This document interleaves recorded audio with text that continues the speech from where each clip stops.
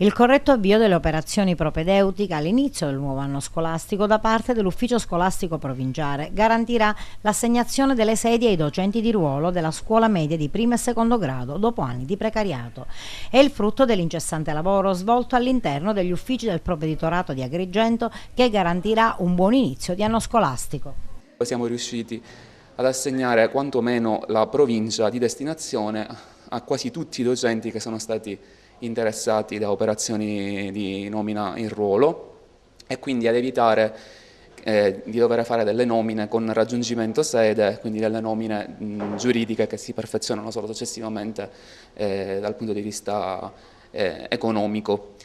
Non abbiamo però ad oggi il quadro definitivo di quelle che sono le istituzioni scolastiche disponibili,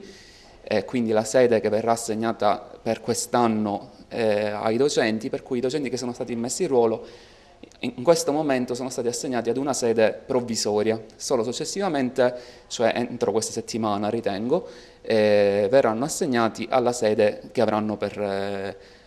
quest'anno. Quindi possiamo dire che da precari a titolari è la posizione di numerosissimi insegnanti che erano nelle graduatorie. Sì,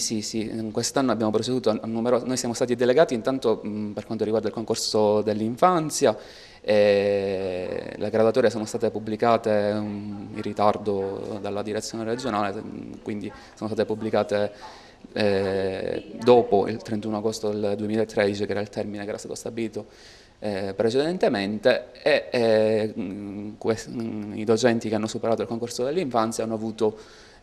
ovviamente erano collocati tutti utilmente in graduatoria, hanno avuto tutti quanti il ruolo, sia per quanto riguarda il posto comune che il posto dell'infanzia. Lo stesso dicasi per la 029 e la 030 per la quale siamo delegati anche a livello regionale, quindi per l'educazione fisica, e per le altre classi di concorso,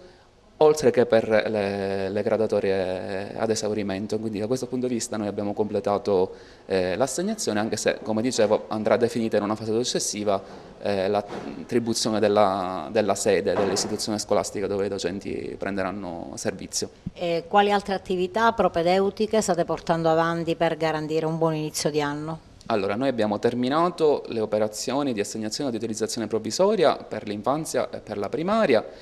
mentre abbiamo un ritardo per quanto riguarda le operazioni del primo e del secondo grado, che comunque contiamo di riuscire a recuperare entro la fine di questa settimana, quindi concludendo tutte le operazioni in questo senso.